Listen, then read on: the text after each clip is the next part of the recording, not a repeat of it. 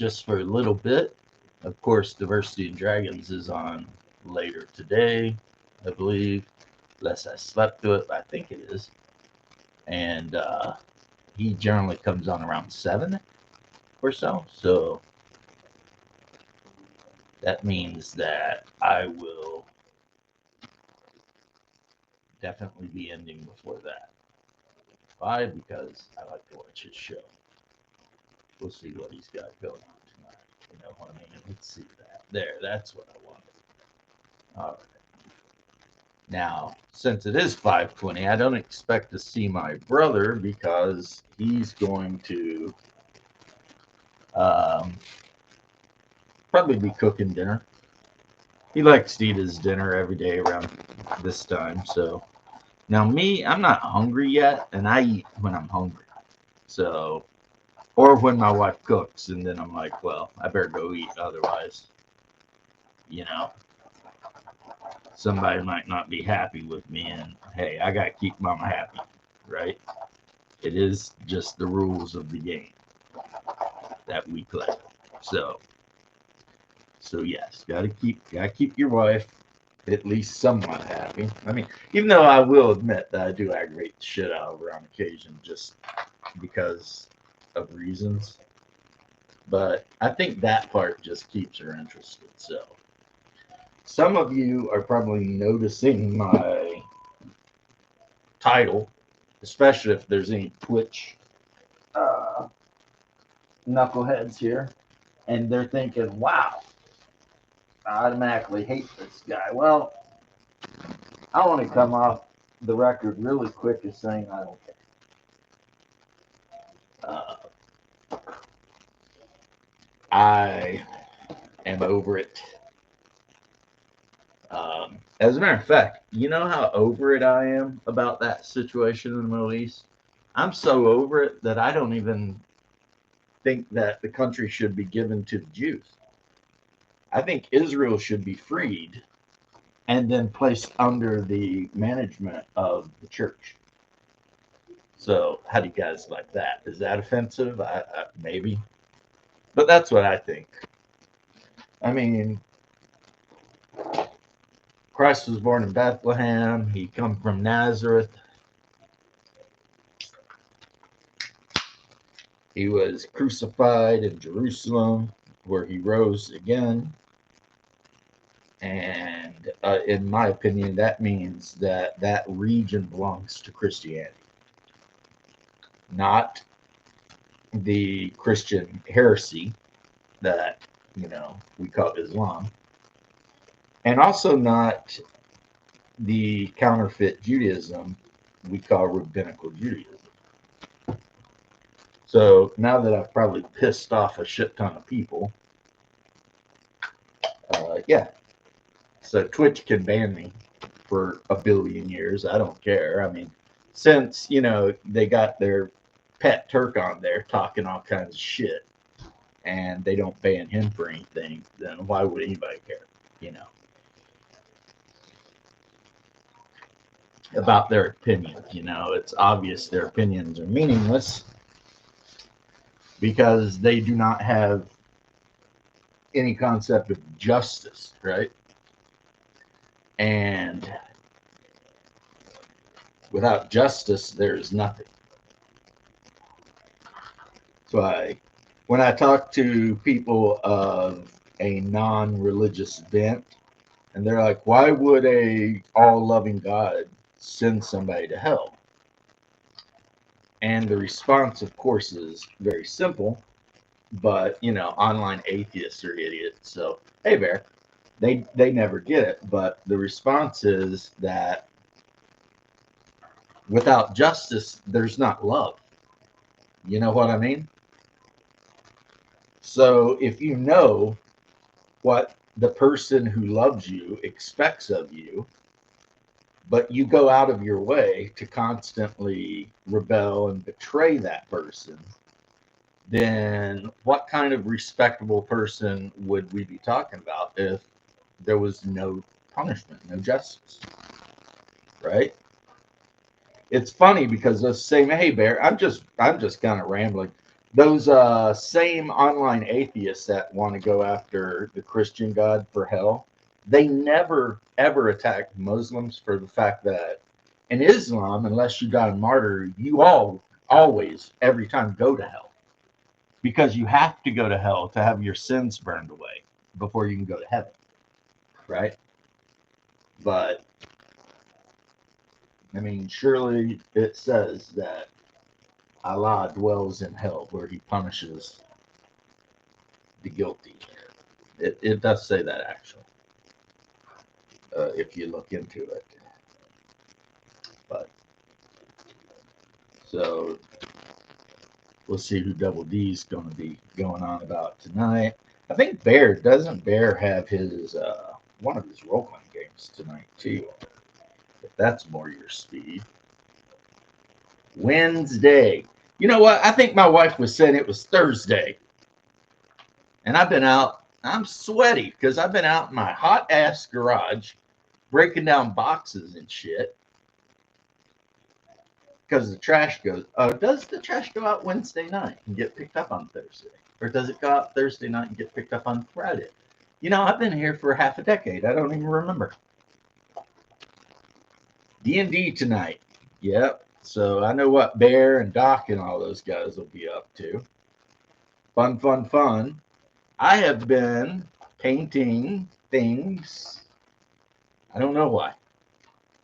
But I have gotten it into my mind that I'm going to use them somehow in some way. James, Daniel, good to see both of you, sirs. So as usual, yes, I made a very spicy title to this, otherwise me just rambling about stuff stream. Because, you know, the whole Palestine shall be free thing, I mean, that is a catchy saying, from the river to the sea. But I think, you know, with a little tweaking, we can make it perfect, which is what I think I've done. I've made it perfect, you know. Before it was just kind of a catchy thing people could scream. But now it's perfection. You know. Like, what's his name? Bates. That's right. Oh, Bear wants to jump in here. All right. I mean, you know, you might get brain rot or something. Hello, Bear. Yeah, you're muted, bro.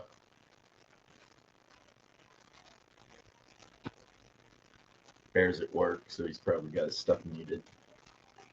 Sorry, my brain is fully rotted right now already. Don't worry about it. And the reason I know that my brain is fully rotted is I have the Bee Gees' "How Deep Is Your Love" stuck in my head. I love that song. It's a great song, but I'm just like, my head can't stop going, and you come to me on a summer breeze. And I'm just like, stop, brain. I just need to know. And it's me you need to show. Oh my God, that voice. Insane. What's hilarious is go online and type in like black people reacting to the Bee Gees. Hilarious. Yeah. Because Black Betty. I love the it's like how many black people have went through their whole life never knowing the Bee Gees were white guys from England. Australia.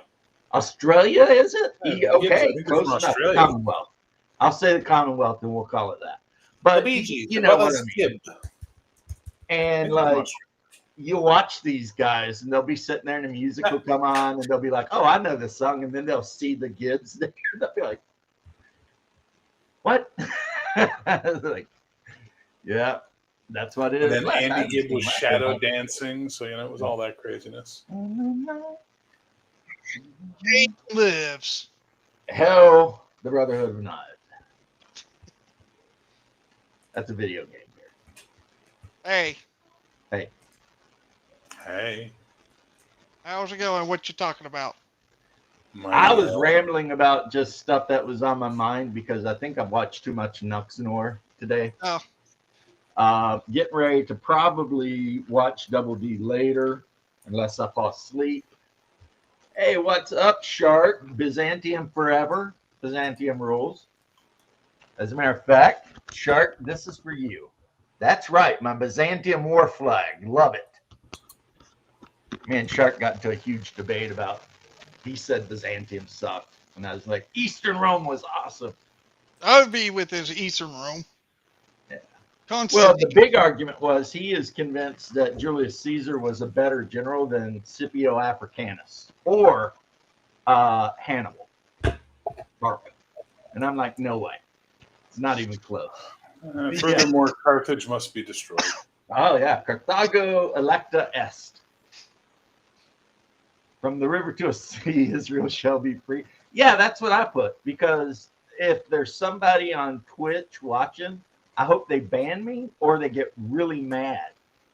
Because, it's basically, you know what I've learned in life? I'm a reactor. I'm a what do they call it when you react? Reactionist. I'm a reactionist.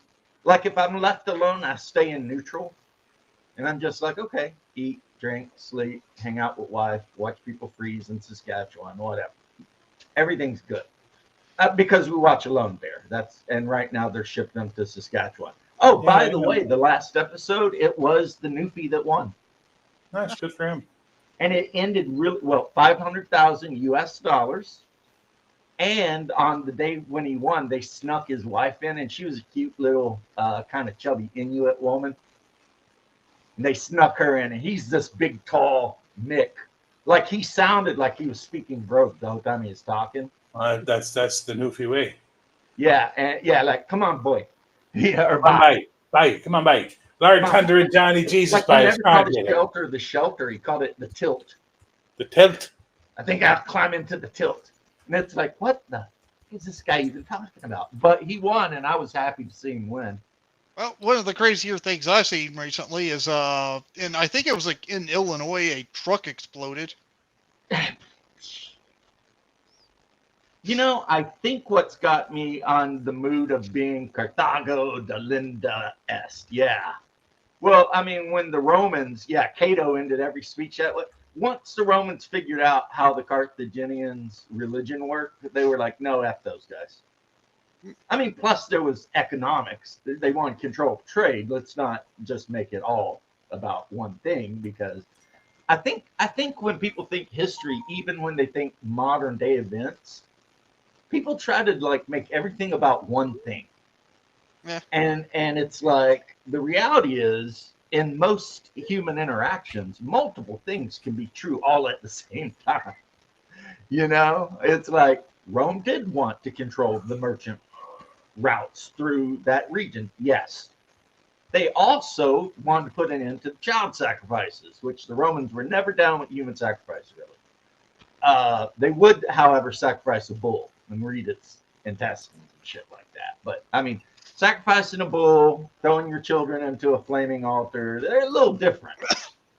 Even though I would consider the Romans to kind of been evil as shit when you think of all the shit they did as like a matter of course, like slavery and just all the shit they did. We have to be careful. We really, really do have to be careful with our judgment of Rome, because for how many fucking years were we taught that a vomitorium was they would eat themselves to gorge, throw up, and then eat more? That was taught in schools, that was in books, and now you find out it just meant the fucking exit from the Colosseum where it would vomit people out. That's what I knew it as. But again, you're 100% right, Bear. We need to be careful when we judge anyone from the past. Especially when what we know about them is written by their enemies. Or just the fact that they were a different culture. I mean, look, the Irish fucking stuff the Celtic stuff is polluted by Christian monks. The Norse, the Icelandic, all that stuff, that's absolutely like Beowulf, for fuck's sake, got polluted by Christian monks. It's the way it is. Yeah, there's like a couple of stories. There's like the original story, and then there's like the later story. The one I have has the English and then the Old English. I'm facing. I had that one too in college. Yeah. Yeah, I own that one, and it's so crazy because if you read Old English, it's like about half of the time you can kind of understand what they're saying. You know what I mean? It's like you can kind of get it. Yes, they call spear spar and they call ocean seas, but they spell SEAX. But yeah, apparently the W was pronounced in Old English too. So they didn't call sword a sword. It was a sword. That's And, where. you That's know, Hannibal died by taking poison. He did. Because, as he said, he felt like Rome would never let an old man just live out his life. However, before he killed himself, he and Scipio Africanus had met, and they ended up leaving very, if not friends, with a great deal of respect for one another. You know what I mean? So, and I always, you know what? I said all that stuff to get you stirred up, and it worked. Because look at you now, typing all in my chat. I got shit to read over here. Well, he killed 40% of military-aged Roman men. Hannibal himself was responsible for the death of 40% of military-aged Roman men. So, of course, the Romans do what you do. They reduce the enlistment rate down to like 14 and just start. And also, they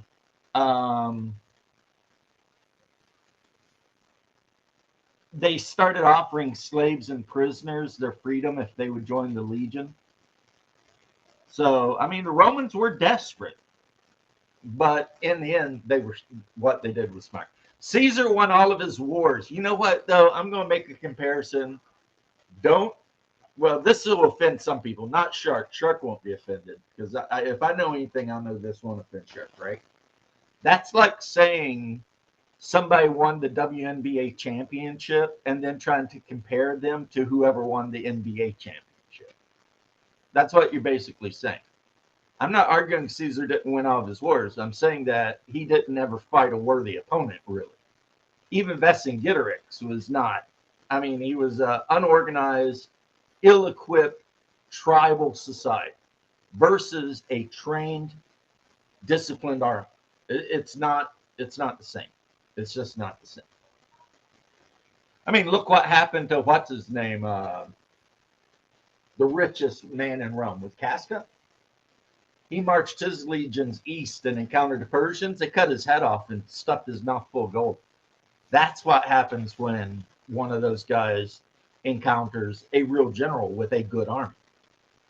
And Scipio Africanus and his dad and his uncle and everybody prior, when they're fighting the Carthaginians, they were not fighting unorganized. Well, they were, because Carthaginians did recruit Gauls and Iberians, but they were fighting an actual trained, disciplined army. That also included a shit ton of Greek hoplites, too.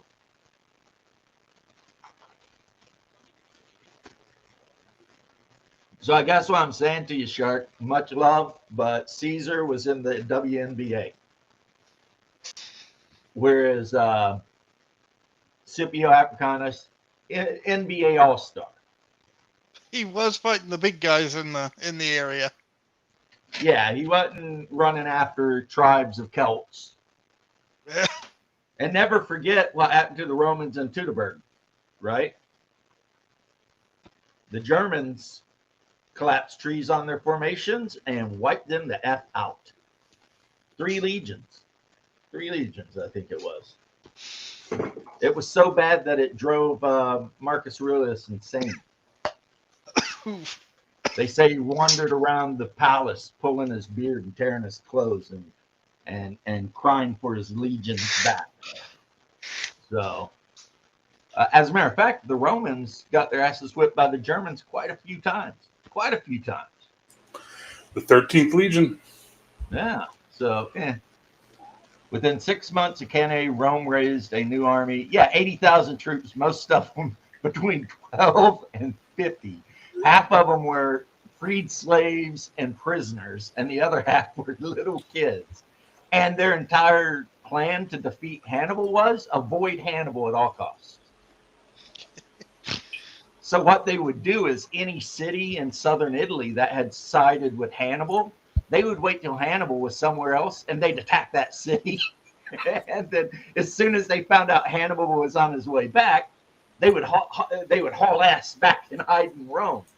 And they would wait for Hannibal to attack Rome, but he never did. You know, Hannibal would be like, no, I'm not attacking Rome. Hey, Sax. Germania. The accounting DM. What's up, bro? Germany was rough, man. You go once they crossed the Danube, shit got weird for them.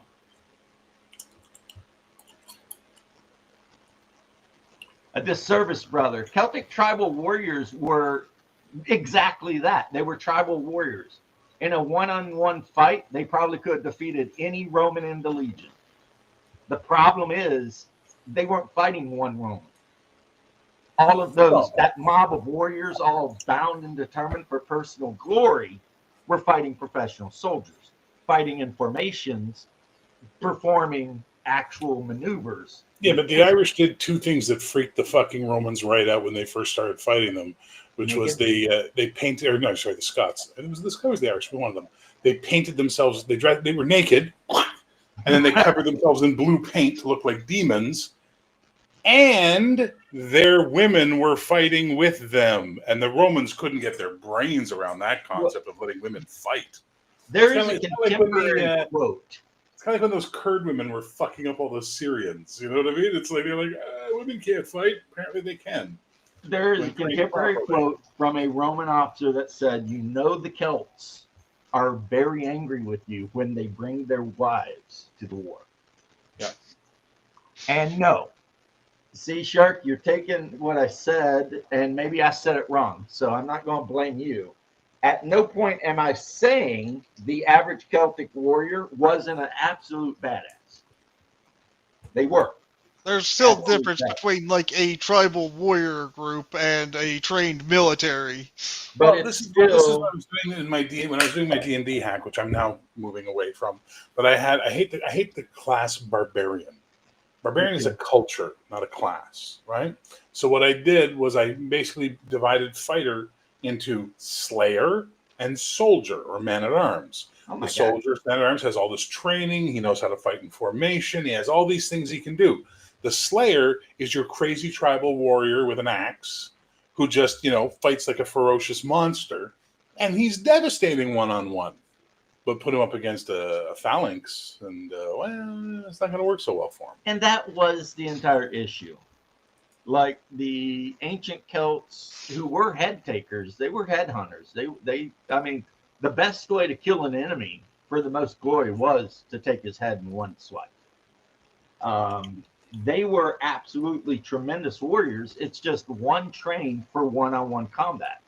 Like when two Celtic tribes would encounter each other on the battlefield, they would pair off, and then it would be like 1,000 individual duels, and then whoever won might move on to somebody on the other team, right?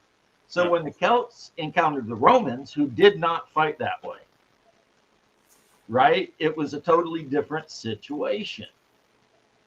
Hell, if you watch, and I'm not saying it's historically accurate, but at least it's a good example, the first 20 minutes of the movie Gladiator. Those are Germanic tribes he's fighting, right? You can tell because they're speaking German when he comes out there and he says, "Go home, you Roman dog."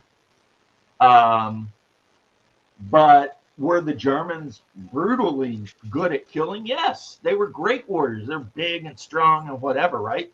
But they didn't have artillery and like a really slick plan, and Syrian archers who had done that their whole life but trained to be good with their bows, because the Roman auxiliaries were from everywhere.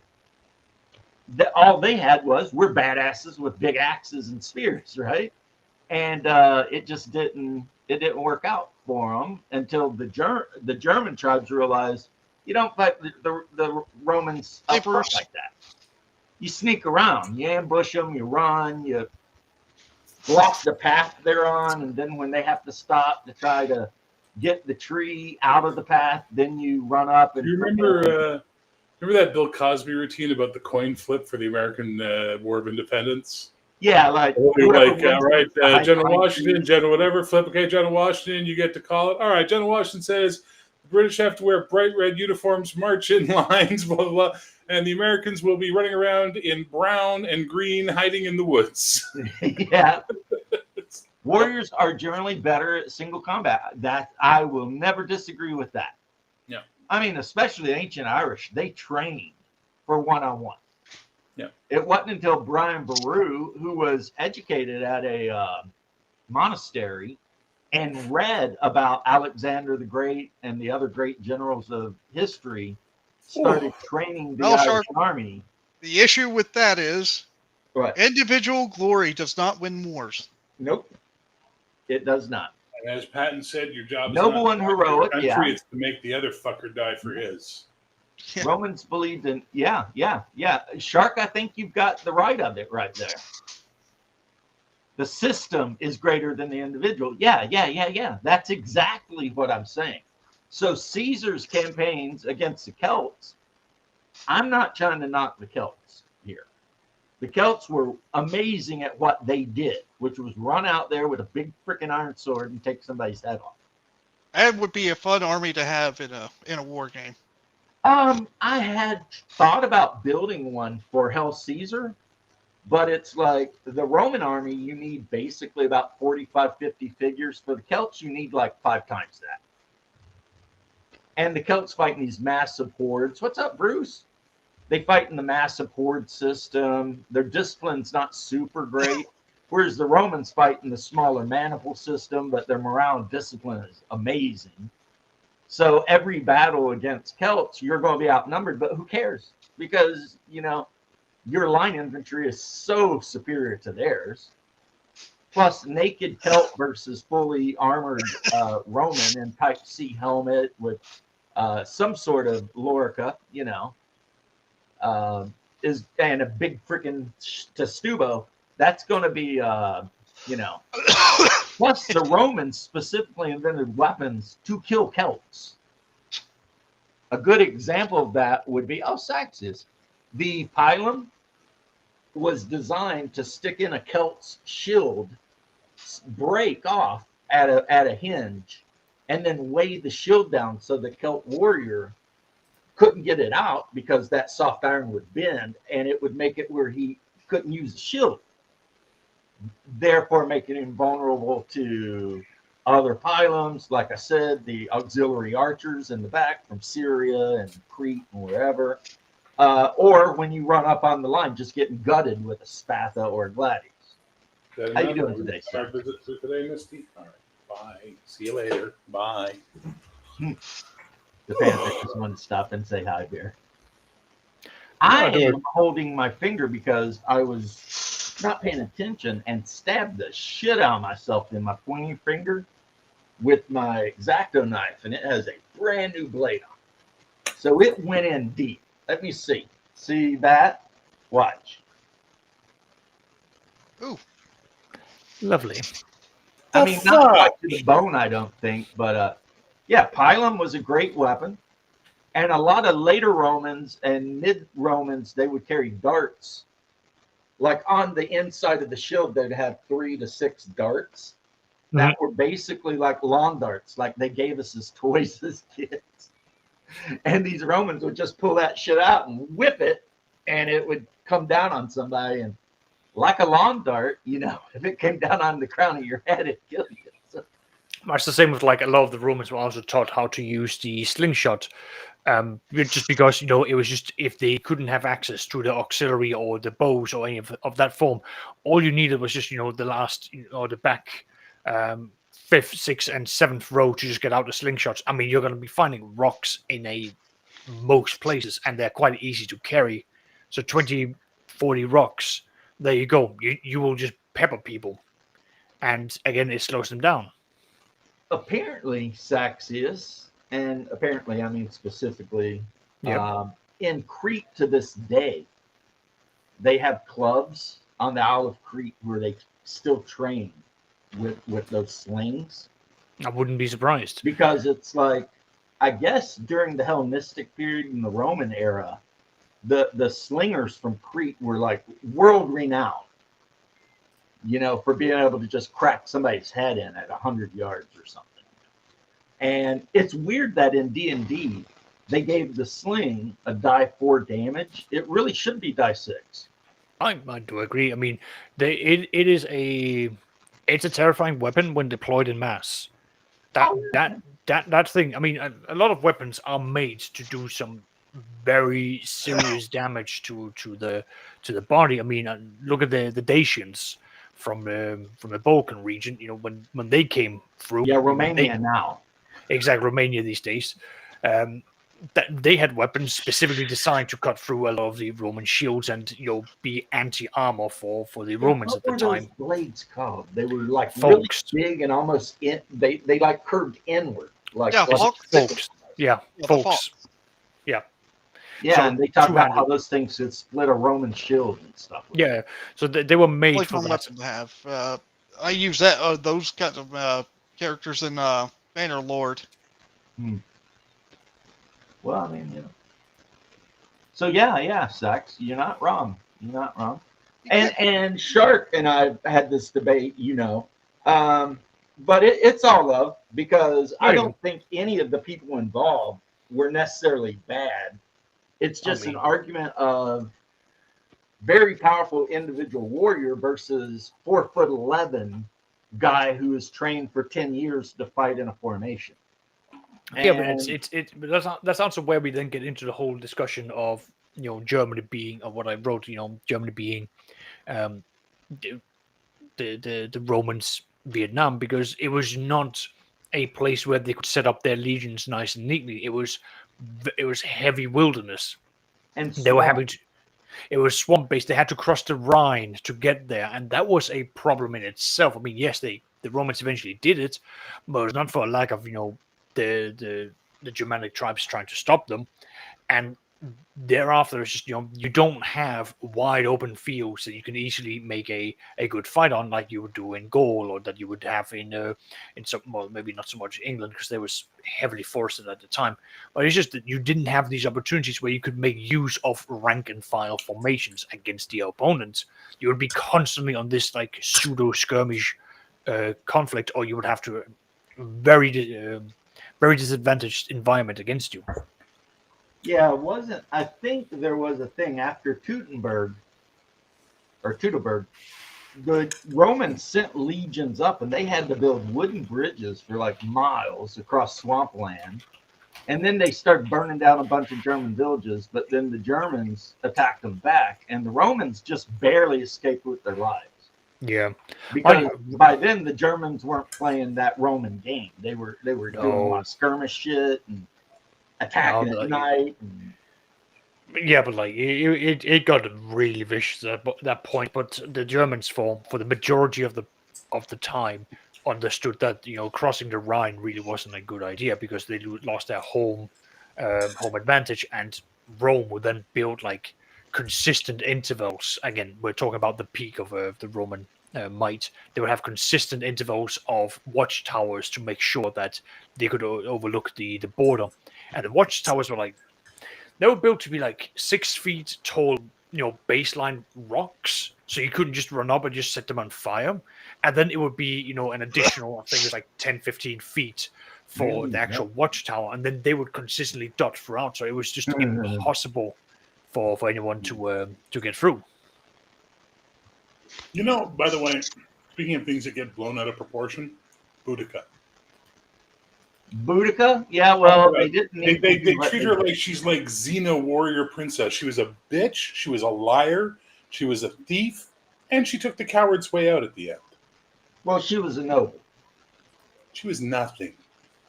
I was just saying I wouldn't trust too many of the nobles back then. But you are right, because while she did win a lot of victories, in her last victory, she crammed her horde of Celts into a field that didn't give them enough room to actually fight against the Romans, who were just standing there going pointy, pointy, pointy, pointy. And all of her men got wiped out. So she drank poison and died.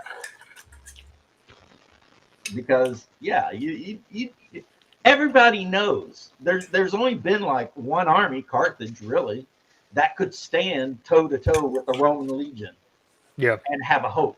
The Huns, I mean, I don't know, the Pope said something to them and they just left. According to that story, right? Was it Attila the Hun was invading Rome and the Pope came out and talked to him and he took his army and went elsewhere because, I don't know, the Pope scared him or something. I don't know what the hell. What's funny, though, is in the battles with some of those guys, Vercingetorix had originally been a Roman ally and had fought with the Roman legion against some of the other tribes, like the Alemannian, the Marcomanni, etc. Because one thing the Romans were really good at was, one, giving the Celts full-blown super alcoholic wine, whereas the Romans generally cut their wine before they drink it. Yeah. And two, playing the different Celtic tribes off against each other like nonstop. Because of the Roman political meddling, Gaul was constantly in the middle of a war between one king and another. And it was all like, well, yeah, Vercingetorix had been a Roman ally. The guy who organized the slaughter in Teutoburg Forest had been a Roman legionnaire, an officer, before he went back to Germany and was like, hey. Wasn't it also one of their tactics that, they would intimidate a lot of the different tribes? They would then get, children of those tribes to be brought in. They would raise them under the Roman ideals, but still with the language of their home, so they could then send them back to then, be the influencer. Parthians beat the Romans, yeah. Yeah, but then in the end, the Parthians were conquered by the Romans and forced to give their firstborn son to the empire as auxiliary infantry. That's how that ended, though, sure.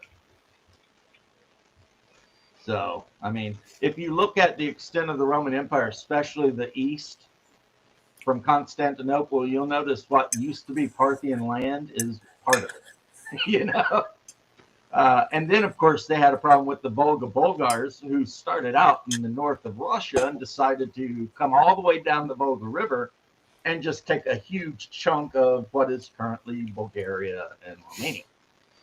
But then Basil II, known as the Bulgar Slayer, whipped their asses and forced them to become a client state. Basil II, Bosphorus, or whatever he was called, who was not even a Roman, he was Serbian. So, I mean, when you get into the Eastern Roman stuff, man, that shit, like I was saying the other day, there's a reason we use the word Byzantine to mean convoluted and freaking complicated and shady, because the court system and everything in Eastern Rome was 100% that. The worst thing you could do as a general was be really, really good, because then an emperor would think, oh, this guy could be a threat. And then what happened to Belisarius? I mean, under Belisarius, let's see, he defeated the horsemen in the east. He crushed the Persians. Then he crushed everyone in the Balkans. Then he crossed the Aegean Sea, crushed everyone in Italy, liberated not London, Roma. Then, after he got done liberating Rome, marched south, crossed over to North Africa, where he crushed them from Egypt all the way to frickin', Morocco, present-day Morocco. And the whole time back in Justinian's court, little birds were chirping about Belisarius could be a threat. And then Flavius Belisarius gets called back. So, huge problem. And we still have it to this day. I mean, it still happens in countries to these. Look, the Soviets did that under Stalin. They're like, oh, these generals, shit, we better purge them all. Technically, we've seen it happen in Russia as well, where, a lot of the more competent military members, if they become too popular, then that becomes a problem, and they need to be removed, because a lot of the Kremlin members are former KGB and FVP, SFP. I forget the new slogan for it. I think it's FSV. FSV, that's the one, thank you. But yeah, so a lot of them are members of that, and the SSV likes to consolidate their power. Not getting a lot of work done today. And just keep that away. You might attract vampires. I wish. I'd be the best vampire ever. Like, oh, I'm prepared for you guys. Come in, please. I want you to. And the vampire's like, excuse me, is this a vampire slayer? Like, I'm sorry, dude. We must have taken a wrong turn somewhere. I'm sorry. Yeah, right. Right. Yeah. Yeah, they'd be like, nah, dude, you freak us out. We're leaving. Well, that's the thing, so someone was like, Empower Valerian. Well, part of what I was saying earlier, Bruce, and the quote on the thing is, and this is something I've believed for probably over a decade now, is I think the best way to achieve world peace in the Middle East, specifically Israel, would be to place that whole region under control of the church. And then allow everyone of every religion to live there. And then that way, if one side or the other start getting antsy, then you could actually have the king of Jerusalem or whomever, however we settled it, roll in with, maybe, and be like, no, Jews, stop doing what you're doing. Muslims, you guys calm the F down. If any Christians act up, you guys calm the F down. Leave the Druze alone because they're not bothering anybody, you assholes. And just kind of settle it once and for all. And I think I'm justified in that belief, like I said, because while that is the land that God gave to Abraham, it's also the land where the Messiah, at least in my belief, was born, raised, died, and rose again. So technically, yeah, I think that's Christian land, actually. Plus, Abraham was never Jewish. But he did have lunch with Jesus once. That's if you go deep into the Old Testament, though. Because God never appears in the flesh. So when Abraham eats lunch in the cool of the day with God, it's got to be the Logos, the Son. It can't be the Father. You see what I mean? Because, yeah, the Father never appears like that. I might not be the best one for that because You're European, I get it. yeah, no. If I got taught anything about religion, it would be the Lutheran interpretations, and even then, like I'm not that. Well, well-versed. Lutheran is basically Roman Catholic without the Pope, which turns out that's what Russian Orthodox is kind of too. Yeah, but you got to understand. Then you've also got like the Scandinavian influences that comes through to a lot of it, and I do remember there was a big thing, at least in Denmark, where the state said, okay, we're now doing a mandate for the church for how you have to interpret certain texts. I was like, okay, that was interesting. So not everyone Speaking agreed to of, that. since I brought the Pope up, so our new American Pope has declared that there's no such thing as papal infallibility. Which I guess had been a big part of the reason the church is split in the first place. There's no what? Papal infallibility. As in the Pope cannot As be in wrong. anything the Pope does. Thank you. I get it. Well, the new Pope said no. Really? Yeah. And he also said it's super important for us in the West to recognize the trials and tribulations of our Eastern brothers and to do our best to try to get along and maybe even, who knows? This could be the Pope that finally puts an end to the schism. Could be. Not a fan of this We'll Pope. see. Which I know for most of you guys, you're like, who cares? But the Roman Catholics and the Orthodox Christians, we're all like, ooh, shit. That's a big move right there. Declaring that the Pope is not infallible, that is a big good move. move to the right direction. That is huge. Because the biggest thing, the Lutherans, the Eastern Orthodox, all the original Protestants, but of course the original church, one of the huge things that we split over was saying the Pope's infallible. It's like he's just a guy. As a matter of fact, in my religion, the Pope's a bishop. He's not even the Pope. He's just the Bishop of Rome. He is not any higher than the Bishop Kirill of Moscow, the Bishop of frickin' Constantinople, Right. the Bishop of Antioch, or any other bishop. It's a barber of He's just- Seville. Just a dude. It's just a Already free. Welcome to my shop. Let me cut your mop. Oh my God. We already talked about that. I learned but so you much mentioned it. culture from just watching Bugs Bunny. With my trusty quarterstaff. Actually, Yeah. it's a buck and a quarterstaff, but I ain't telling him that. Yeah. Figaro, Figaro, Figaro. Yeah. Yes, you're next. You're so next. Kill the wabbit, kill the wabbit, kill the wabbit. Yeah, I don't know if Saxius has Yes, seen that. magic helmet.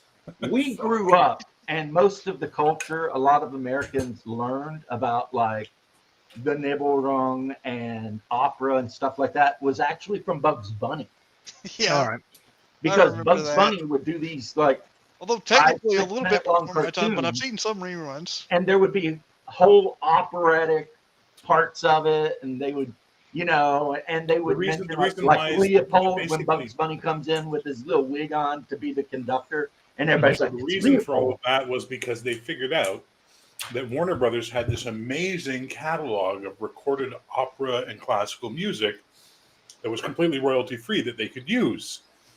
So why pay money for something when you don't have to? That makes sense. Yeah, it makes sense. If you can get it for free, get it for free. Yeah, like it's just save costs at the end of the day. Plus, I like saw a documentary about that. my bro from Detroit used to always tell me, if it's free, it's for me. What? That was his saying. How do you like the religious persecution of Christians? I love it. I love it. It's always great when, you know why I'm telling you that, Shark? Because Christianity is a religion that only gets stronger when they're persecuted. The reason Christianity is so weak That in is true. Europe is because the Europeans have had it too good for too long. I mean, look at China right now. There's a lot of growing Christianity because of the persecution. Christianity feeds on oppression. If you oppress Christians, it just makes them more Christian. And, so because Europe overall enlightened itself and got all scientific and started believing all this and that and had a very high standard of living, the people didn't need God to make them feel better about living in the mud and being covered in poop. And I know that's kind of a weird way of putting it, but that's kind of what it was, right? They're like, Only oh, no, Christians. it's great. We don't. Only fucking Christians can do this. They can go, life sucks, everything's shit, but God loves me, so I guess it's okay. It's like Hey, only that's Christians. enough. Think of all the miracles, even if they weren't miracles, but were just pure acts of like insane bravery that Christians did over time in the belief that God loved them. And think about Like, all the I'm getting ready to bullshit. get thrown Hang into on, the hang on. gladiator pits and ate by a lion, but you know what? I'm good with that. because James, Jesus you has also got you must take the other side of that coin, which is look at all the horseshit and murder and oppression done in the name of Christ over the years. Yeah, it goes both ways, I guess. You know, I like to think I'm the that kid who got kicked when out a of. I got Christian kicked goes out on a of- murdering spree, they're not acting in the way Yeah, Christ but there's all the little caveats and get me's and apologies. There you is can no do. caveats. But at In the end of the Bible, it tells day- you not to do those things. At the Yeah. end of the day, there was a metric shit ton of people killed in the name of Jesus over the millennia. Yeah, but if you're bringing up the Crusades, man, you got to bring in the whole I'm not story. bringing, did you hear the word crusades come out of my mouth? I No, was but gonna I was say just that. saying, if you're bringing it up, there's a Okay, lot more. how to about the that. Spanish Inquisition? That was actually as bad as most people say. The Spanish Inquisition was completely disavowed by the Pope in Rome. But at the time, it was rah rah Jesus and No, fuck at those the time, the Pope was like, "Fuck you guys, you're crazy." Yeah, but at the time you had what? That's I mean, almost around what the time power you had did two he different actually have to popes. stop him, though? No. Also, how did you have two different popes? How did you have a French pope and a Roman pope? How'd that That's happen? why the Orthodox don't have popes. Well, exactly. You know, we're So- like, no, we're not doing any of that. Why are you defending Roman Catholic bullshit? Because I don't know. Because you just want to argue, because that's what Christians want to do. Whenever you bring up the bad shit Christianity's done, there's an argument. It's a debate. You know And it's a what? dismiss. You're right, because people, when they are attacked on their beliefs, do get defensive instead And of I'm not stopping attacking your beliefs. and actually I'm just thinking saying, about it and being if like, you're okay, going to sing the praises on one side, you must also acknowledge the failings. there, I'm something the point. Thank you, sir. Humans Now- are not good, typically. No, sometimes. no, humans are very bad. And no But- matter what, we Danes try are to be great. good, but sometimes we and still be Swedes are bad. not. But we will say this. Despite all the shit fuckery that Christians and Muslims and everybody's done in the name of their God, nobody, and I mean nobody, holds a fucking candle to the Marxists. Well, yeah, Oh dear God, you know, which I consider to be a religion in itself. It is. I It is it- related to itself. No, And that's vile. how religions may have caused some wars, but 99% of wars No. were caused by economics. Or one group like- literally just wanting the resources of another group. Now, they can have justified it Yeah, but any kind of way, but the reality is somebody wants someone else's farmland. yeah, but going through all of that, like what we've seen Marxism and some of the communism that's inflicted upon it, it's just spiraled on and on and on of like we will, first we're going to get rid of these people. Well, but these people had friends. Well, let's get rid of them. But those people had friends. It snowballs, and it's justified and Constant purges. Well, I think someone, I can't remember who it was that said it was the utopia is just after the next purge. We will achieve it after the next, maybe not the next purge, but after this bullet has been. After has been this. changed. You can't even blame Stalin for that because the French sounds like some were Mao always Zedong across bullshit. the air. But that was something that you saw in communist China, because it was there was like entire villages that were just disappeared because they would come in and go, right, we've got to get rid of the bourgeoisie again. Well, I'll get back to that in a bit. Sorry. So we'll come in and say we've got to get rid of the bourgeoisie, and they'll be like, oh, but they had friends. Well, let's get rid of them. They had family members. Let's get rid of them. Well, these people were related to these people. It's like, well, we've got to get rid of them as well. And it would just get to the point of where This guy lived across the street from those assholes. Well, I'll burn his fucking house down. Let's go. And it would end with that. And there has been, it's been a couple of years ago, but there has been the instance where they had to dig up a road and they came across a mass grave. And there was just like, where did these people come from? And the old man in the village, who happened to have survived during that time, had to come out and be like, oh, yeah, that's when we did the purges. Don't you guys remember? It was a big thing back in the day. And they're like, no. Everybody was purging. It was the rage. Exactly. That It was almost like- reminded me of the one scene where Stewie and Brian go to Germany and they're like, the German guy's giving them a tour and he like skips from like 1936 to 45. Yeah, it was like, what happened then? And like one, I think Brian's like, but what happened? And they're like, we were on vacation. What about And invaded he's like, Poland? in No, we didn't. We Poland? were invited. They Very nice. Yeah. Exactly. Well, yeah, no, but But, so yeah, Or so I in know that. epic rap battles of history during Stalin's rap, he talks about I'll put you in a hole, starve you, and you'll be shot. Anyone you know shot, any of your friends shot, anyone who ever sold you pierogi shot. And Yes. that's like a line from a rap song of Stalin rapping against the So, sheep. have you seen the comedy, the history comedy movie of the death of Stalin? Yes. I have not. Now All we're right. at 100 million. So, it is. Maybe. It's a historical comedy based around the time when Stalin passes away and the absolute shit show that happened right thereafter. Now, remember, the events that you're going to be seeing happened. The people portraying them are doing it for comedy because you need comedy. Go on. But all of the personalities are based on the actual documented personalities of the people, including Steve Buscemi's character, who I can't remember what his real name is, who would always go home to his wife and tell her which jokes Stalin smiled or laughed at so she could help him guide how to stay on Stalin's good side. and Yes. stuff. So I strongly Crazy good recommend. movie. I strongly recommend it just because at the very introduction you see Stalin, being entertained and so on, but like he's just casually like signing off on death warrants at that the KGB is going to be going out and kidnapping people in the middle of the night, and this is just normal for him.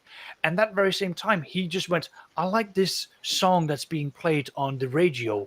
I would like to have that recorded and sent to me." Well, the studio didn't know this. They were only just phoned up after they had done the live performance, and then they were told, yeah, you now have to do it again for Stalin because he liked it. And the theater had emptied out. So they had to, the director of the theater ran into the streets, dragged in homeless people and random people into the theater because he needed bodies to redo the entire thing. The conductor had a heart attack because of the stress he was getting, so they had to run over to another conductor in the middle of the night, knocking on his door. And you only get knocks in the middle of the door when the KGB shows up for you. So that guy was getting up, going, "I'm sorry, honey, I have to go. You know what this is like. You know what the plan is." And going out and it's like, "Hey, yeah, no, we need you to conduct. Please come with us." Yeah, knock in the middle of the night was not a good thing. No, it No, wasn't. James, you should definitely watch this movie. You're gonna fucking love it. It's just Yeah, such a you- good film. What's I do it need to called? watch it. The Death of Stalin. Now, have you guys watched? I know you probably have, but I really liked it. My mom introduced me to it. It was Child 41 or something like that. It had the guy who played the new Mad Max. I can never remember his name. Tom Tom Hardy. Hardy. Party?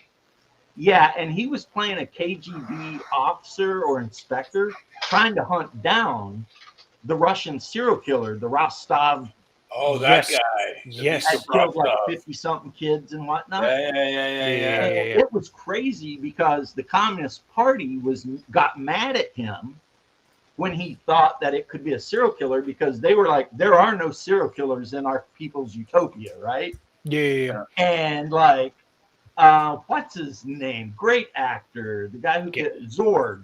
Gary Oldman, Numi Rapace. Gary Oldman. There's like all this shit going on.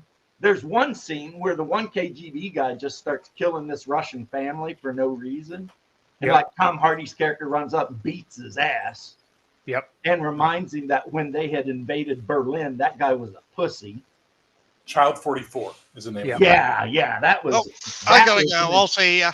Catch you later. guys. Goodbye. Like, Later, buddy.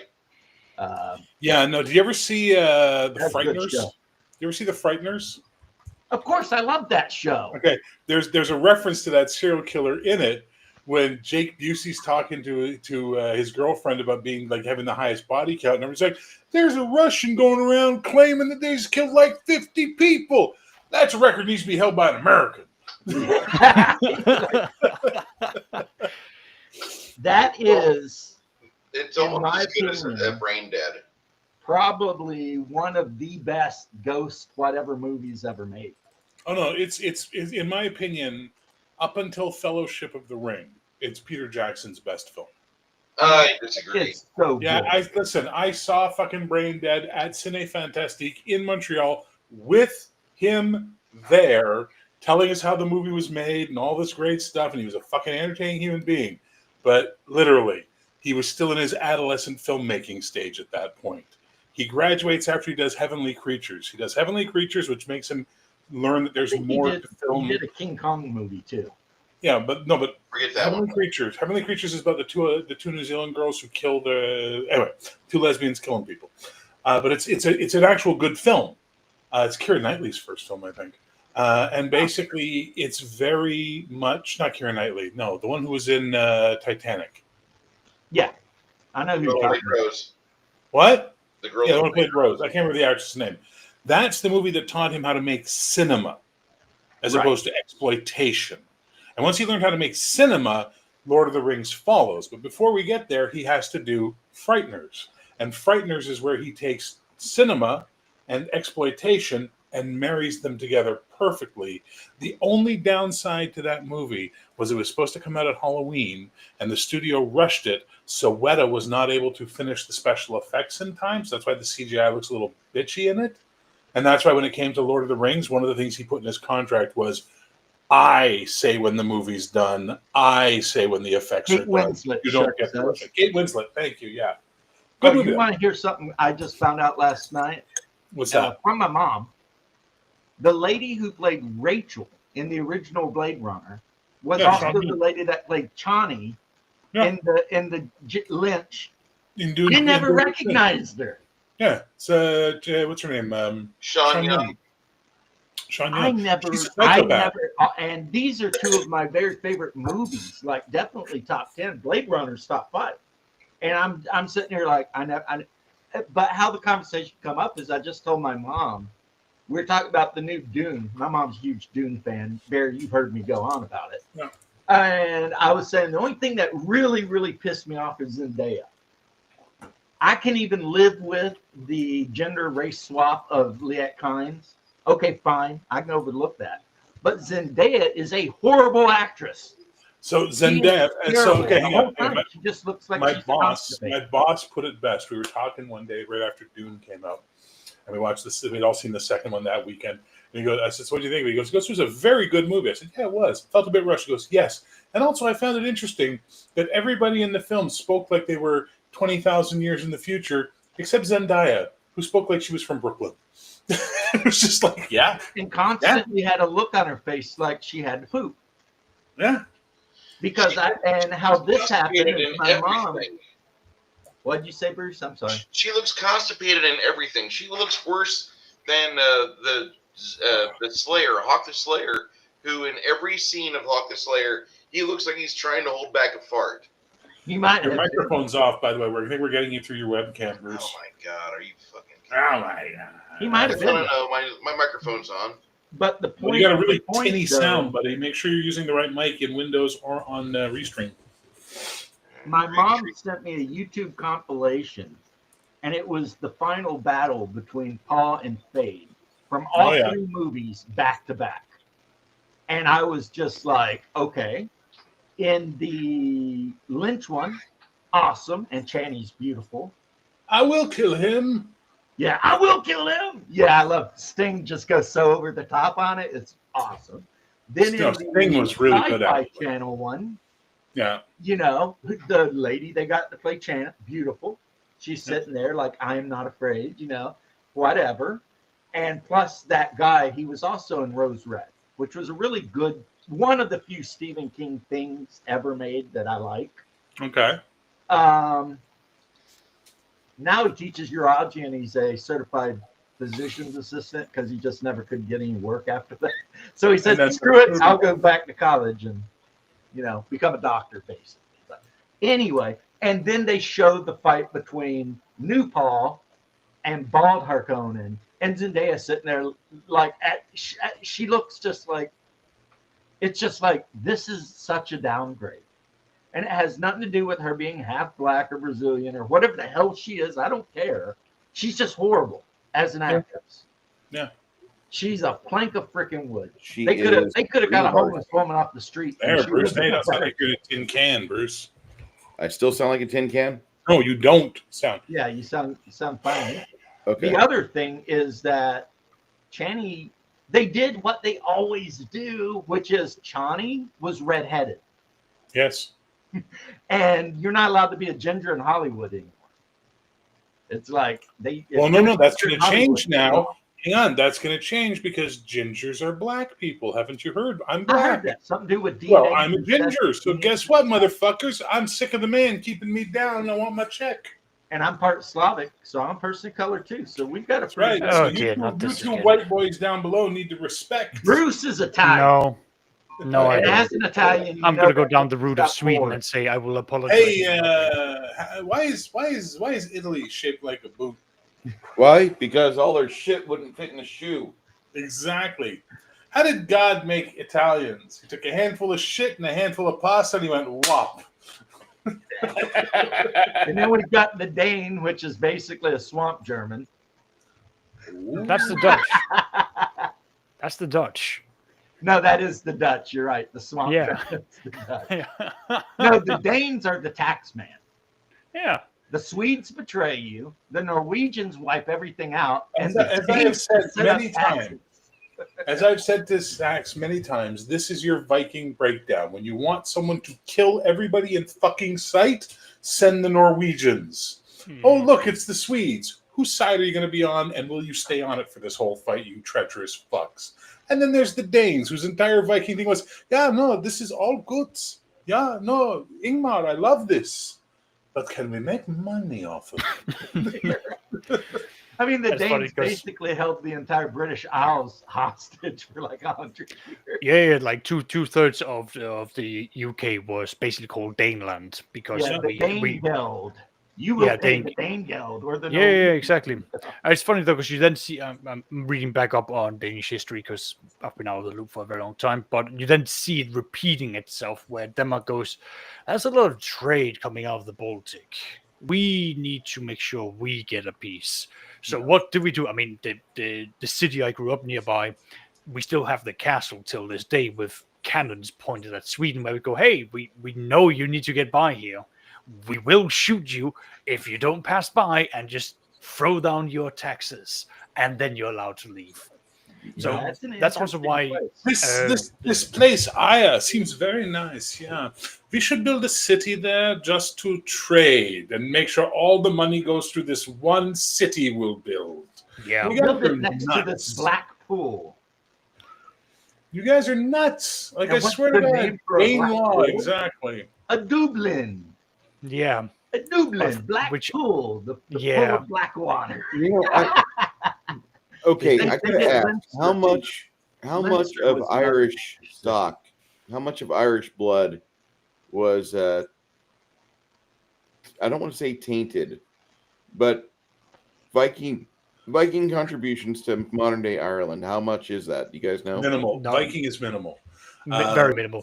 So the Which they fucking the Irish come from Spain, right? So that's where the Irish The cults come from. Milesians, yeah. Yeah, they come up and they go into Spain and they go into the island and then they just sort of self-germinate for a while. And then the fucking Romans show up and they're gonna get their asses beat enough that they go, you know what? This island we're okay with. That island, let's just leave those crazy fucks do what they want over on that island because they're crazy. Then his people started showing up and they were like, yeah, this is good. Yeah, let's murder and fuck everything in sight and tax them for it. And they did. And they made them redheads as a result of that. And they gave them the fair freckled skin because of that. So 90% of your Scottish and Irish genetics that you would think of when people think Irish and Scottish, so like not black Irish, With is Spanish. But so the fun, no, not fun, but like the dark side of all of this is that Ireland was super popular for the Danes because we would go there, buy the cheap slaves, and then sell them at a premium within the Arabian Peninsula because it would be like this was a hot commodity. So it would just be a place for us to go sell that, get the very expensive and exotic stuff from that region, bring it back into mainland Europe, sell it there, and then bring the real trade that we want at the end of the day back home. So it was just be a long trade voyage for us to do Meanwhile, it. the Norwegians fair, are you chewing guys were on planks of renowned for wood. amber. Yeah, exactly. So it's not Fucking like you only Danes. sell slaves. You had amber. That was a big Yeah. deal. I mean, people were paying big money for amber from the Danes, and Yeah, I know mean, so- that somehow, according to my genetic makeup, somehow I'm a minimum 8% of each of the Slavic, or not the Scandinavian people, not counting Yeah. Finland. I am like No. 8% Norwegian and 6% Danish or something, Listen, and X listen. amount of Swedish. It's The like greatest all of that. The greatest trick the Finns ever pulled was convincing Europe they were fucking Scandinavians and not Slavs. Okay, I know. and I don't know how they Actually, the fucking Finns pulled are that hurt. off. Their language has more similarity to Hungarian They're than it Turks. does to the Danish or any of the other Scandinavian languages. The culture is actually so different. That's the only reason for why most of the other Scandinavians go like, oh yeah, you've got the core Scandinavia, you've got the extended Scandinavia, and then there's the redheaded stepchild over there. that And we then there's just don't- fuck off Estonia. They're not in the family. They're in the window in the background going, please let us in. It's cold outside. I'll tell you one thing though. We have Having vodka. read up on the Baltic people, at least in the 9th century, they were a bunch of assholes. Yeah.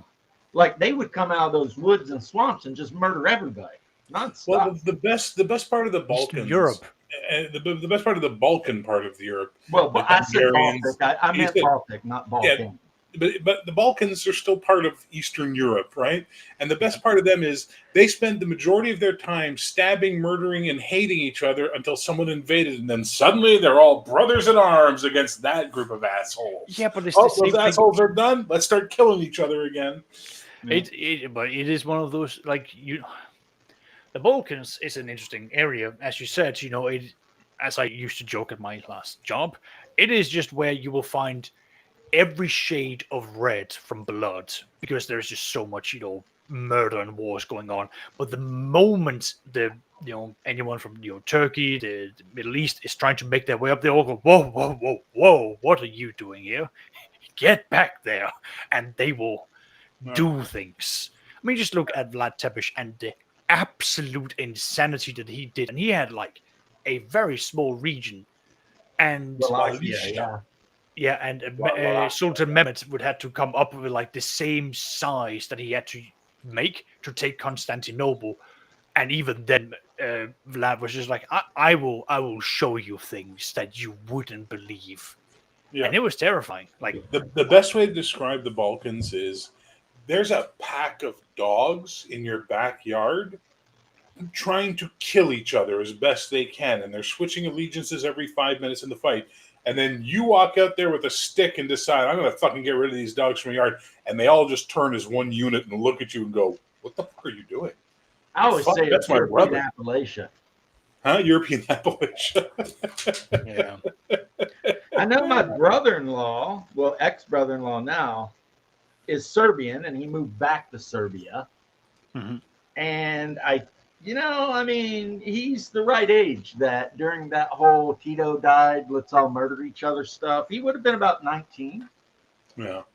And he always says, no, I didn't do anything. And I'm always like, Come on. yeah, okay. okay. All right, So whatever. I don't believe my- you. Milosevic. Just the My- way You his face people does. get out an accordion because every Serbian song's got an accordion in it, dun, dun, dun, and start singing about how God's hand directly guides your artillery rounds so that they can find their targets and shit.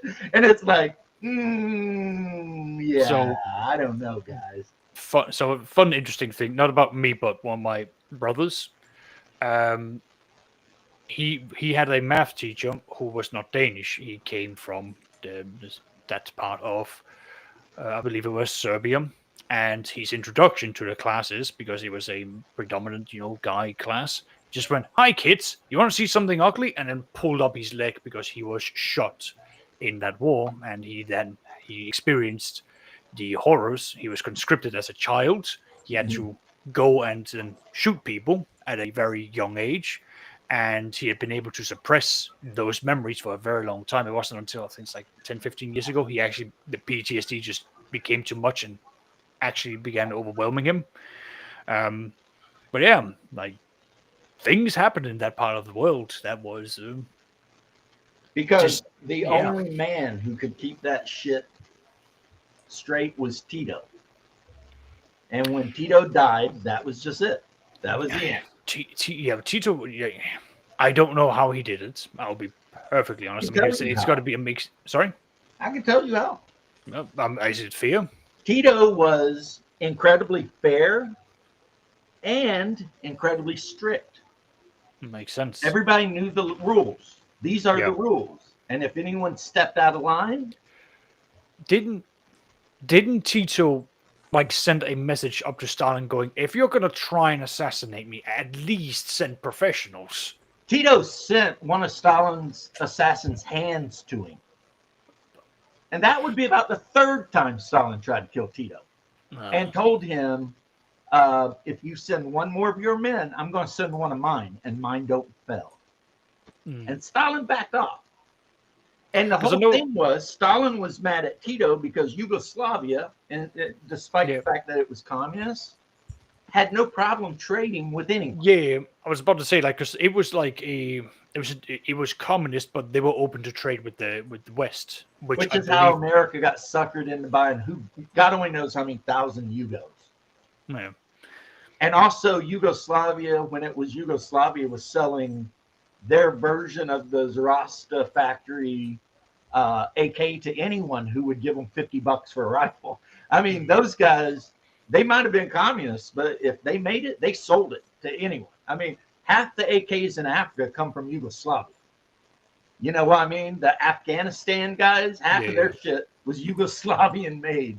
K98s and AKs and whatever. Because, and for some reason, Stalin took that as like some form of weird disloyalty or something. Well, it was the whole thing of like they were trading with America. Like I said, they were sending us cars and anything. We're back to the discussion of like Marxism being its own religion. It's like, now you're going to be centralized and worship the state and all this. Like, no, at least it's from the brief. Tito was less a Marxist leader and more an emperor, ruling over a multitude of different kingdoms. Yeah. I mean, in reality, that's how he was. Because, like I said, he basically told everyone in Yugoslavia, this is the law. Yeah. And your bullshit will not be tolerated. If you break the law, you're going to not go to prison, probably. We'll just shoot you in the freaking head. And since I have the biggest army, and I'm also known to be a badass because I fought as a partisan against the Third Reich for like, years, people were like, yeah, don't F around with Tito. This guy's seen some shit, right? And Serbia, the main reason we sided against Serbia isn't because they were more evil than anyone else involved in the Yugoslav wars, is they were more successful. That was the issue with that's why we told the Serbs, hey, you guys need to stop. Because every side there was trying to do war crimes, but the Serbs are actually able to make it happen. Whereas like the Croats and the Slovenians and those people, I mean, yeah, they gave their best shot at it, but they just weren't good. Yeah. I mean, as a matter of fact, I think it was Belgians. At one point, there was a NATO peacekeeper unit, and a Serbian general rolled in and told them to stack their freaking weapons and go sit in their barracks. And they did. And then the Serbian general put all the women and all the children under 14 on a bus, all the girls, and all the males under 14 on a bus, and sent them to Albania. And then he lined up all the men and shot them. And the Belgian blue hats, they sat there and watched. Because that Serbian general told the commander, the colonel of the NATO troops, if you try and stop us, we'll just wipe you out. And they knew the Serbs would. That was the issue. Because the Serbs, even though they're my boys, they were fanatics. They fully believed God was on their side. And therefore, they can do whatever they need to do. Again, as I said to my colleague, the Balkans is a colorful place. Colorful, but it is a colorful place of red. Like it's just, I love so crazy. Like the Serbs are mad about Kosovo, but the only reason there's so many Albanians in Kosovo is because the Serbs chased them there. Oh, originally it was a Serbian city, but then the Serbs attacked some other place, and all the Albanians fled to Kosovo. James, I need to tell you a story now. So when I was working in shipping, there's been a couple of times where I had to basically ship things over to Serbia and do so on. So I kind of like got to know, who do I talk to? Who do I do this for?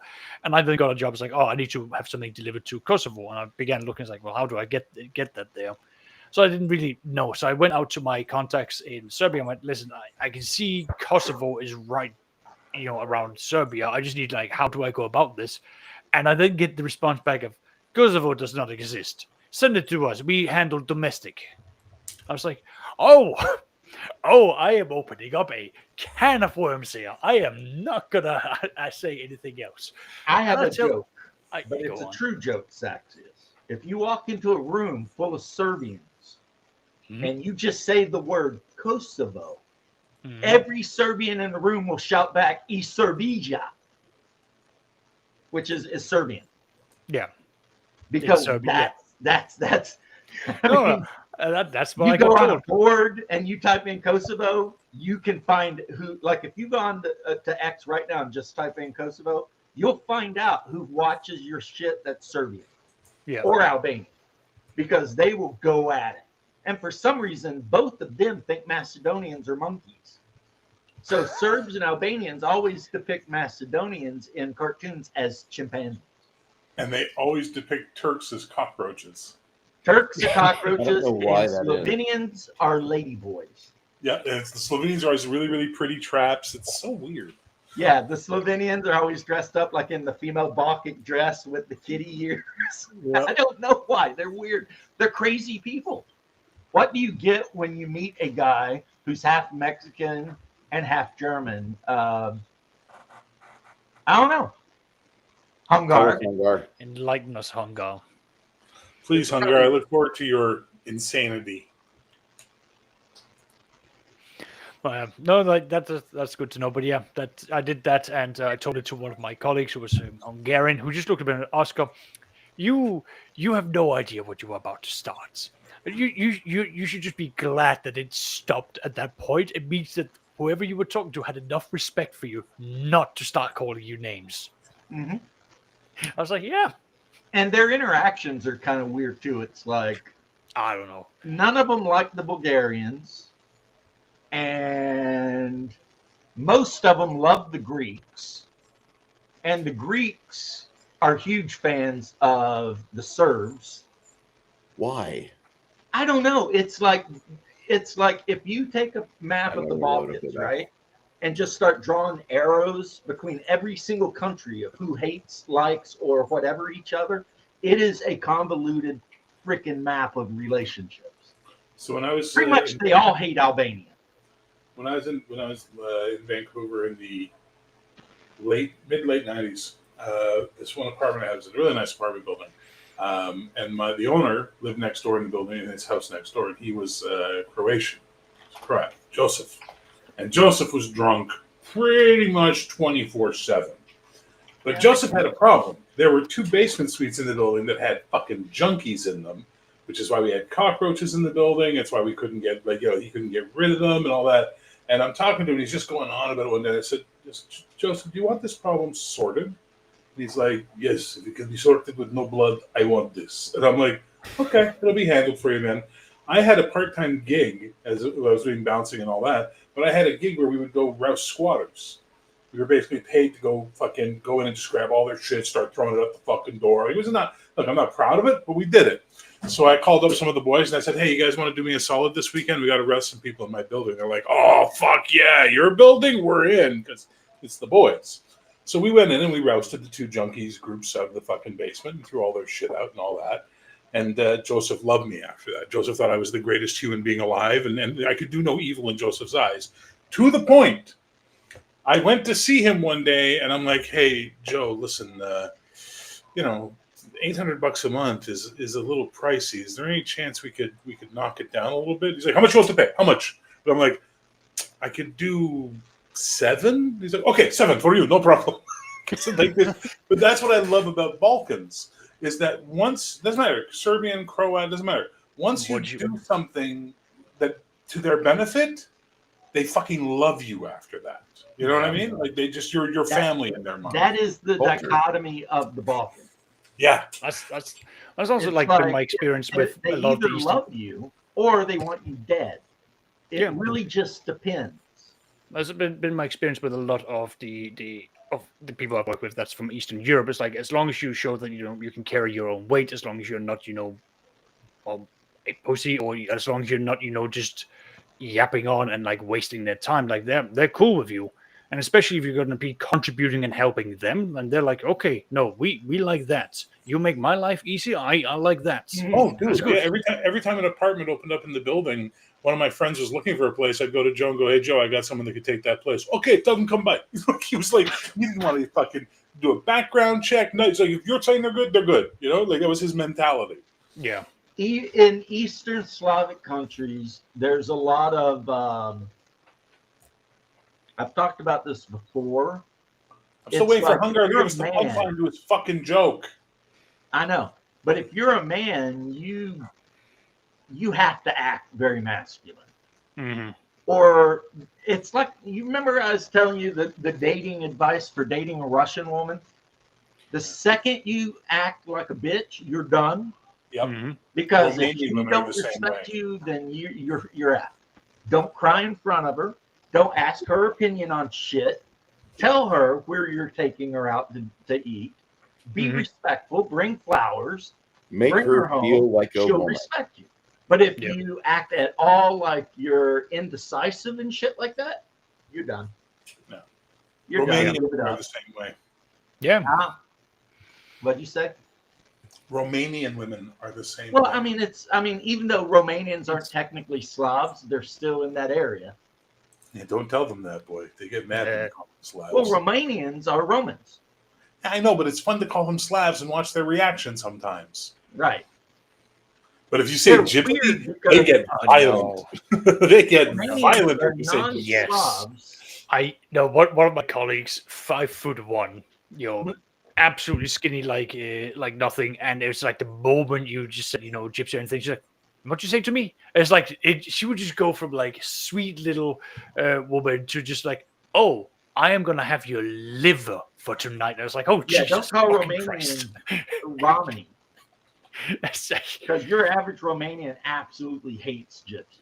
Like, Yeah. Oh, yeah. with a white Yeah. hot passion. They yeah. hate I was teaching a class one time, and I had a bunch of people, and one of the guys was this guy Bogdan from Romania, big guy, inch taller than me, so like 6'4", right, and big. But he had like that farmer big kind of like he was nice, and friendly and all that.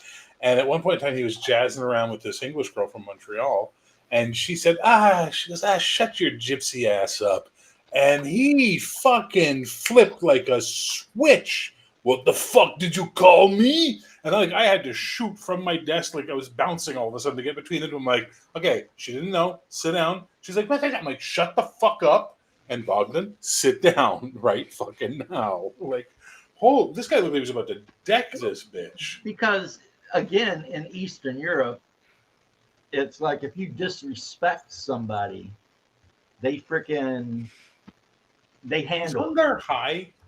He could be. He never Probably gave us is. a I know they punchline. had him on fentanyl patches a while back. Jesus Christ, because there's no punchline. Ha ha ha. Get it. Get what? We saw nothing. Good day, sir. Good day, sir. You win nothing. The scariest version of that movie, actually. But What is wrong with yeah, those Eastern guys? Europeans, strange people,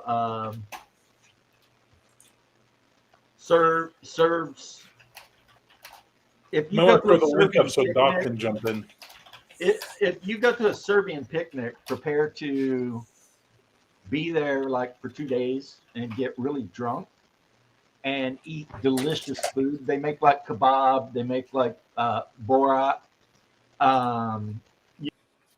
You know what I mean? They make delicious food, and they will serve you this plum whiskey they make. What's it called? It's not ouzo. Even though they do drink the shit Ouzo ton is out of ouzo. delicious. But yeah, like these are very similar to Greek parties. It's like they're grilling. Slivovitz. There's Slivovitz. meat, and meat. That's Yeah. what we're eating, and shit tons of alcohol. And So, Serbians, a lot of them, they get upset if you say they're Celts. So, dude, it's either Slivovitz or also known as Rakagia. It's Raka. Raka, there we go. I I've think heard it it called was. Raka. Throw the link up, please, so Doc can join us, because I know he's, Well, hold on though. Okay, we've got about 15 minutes. Well, I'm going to have to bounce too, though, because I got a I game know at 8 you are. o'clock. I know. We're all on that time frame, 8 o'clock. But Bean ear schnitzel. Oh, Wiener Schnitzel. schnitzel. Wiener I Schnitzel. like the wiener schnitzel. Hungar, you should know that the whole, like half of the reason that Texas has the food it has is because so many Czechs and Germans immigrated to Texas in the early 1800 somethings. So like chicken fried steak is schnitzel, except they put white gravy on it instead of mushroom gravy with red sauerkraut. Mushroom gravy. And it was the Czech immigrants in Texas that brought on all the sausages. So when you go to like a Texas barbecue and they got the barbecue grilled sausages and shit, that's from the Czechs. I just finished eating and now I'm hungry again just talking about Texas barbecue. I'll tell Though you what, that said, there was a place in Vancouver called Memphis Blues, which had Memphis barbecue, and it was pretty fucking good. the main difference is tomatoes. Their corn Memphis barbecue has died. tomatoes in the barbecue sauce. It was good And then though. if you go to my neck of the woods, the barbecue has no sauce. It's dry rubbed and then served after it's cooked with a vinegar sauce. Oh, It that has a sounds bunch of herbs and delicious. stuff in it. That sounds like, and there's no sugar in that, is there? I think there might be a little sugar, but that's why you pull the pork or the brisket and you make a sandwich and then you put some of that Yeah, but see, I'm diabetic. Right? So Carolina sauce I can't on do there. any of those southern barbecues anymore because they put way too much sugar in the sauce. So the idea of a dry rub where they don't use a sugary, like black or brown sugar base. Oh, the dry rub has no sugar. The That'd be sauce has a little sugar amazing. to counteract the vinegar. But the dry rub is mostly like mustard, paprika, salt, pepper. You know, Kentucky or a Tennessee? bunch of dry, and they rub down a brisket and they cook it for like 12 hours. Is this Kentucky or Tennessee? This is Carolina, Oh, Carolina. Okay. which is also Kentucky and Tennessee. Because in Kentucky, if you get barbecue, it's the Carolina style, which is the original style barbecue. But then, like I said, the Czechs and the Germans in Texas, they swapped it up and threw a little bit of their history on it. And then up in Missouri, it was the black dudes that were like, F it, we're going to barbecue everything and throw sweet sauce on it too. And then the Mexican showed up and said, "Let's put beans with it, man. Come on." And the Texans were like, we like beans. What's that Yeah, there fucking you line? go. What's that line Mitch Hedberg had? Refried beans. Are they better? How do we know that we need to refry them? Maybe they're fine just fried once. But like last night, my wife made pork loin, garlic mashed potato, green beans sauteed with onion and garlic, and that was it. And it was delicious because my wife is a great cook. How are you eating potatoes if you're diabetic, you son of a bitch? Because I'm not diabetic. My A1C average is 5.1. I thought you were diabetic.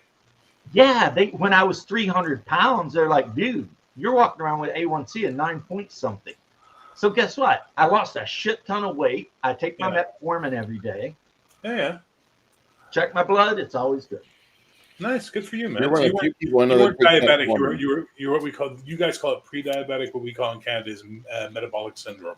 You weren't fully diabetic. Yeah, I wasn't diabetic. The doctor said what it was is my body produces a shit ton of insulin, but for some reason I started to become resistant to it. Yeah, And that's all the first step. metformin does is make my body become more sensitive to insulin, Yeah, which I already make.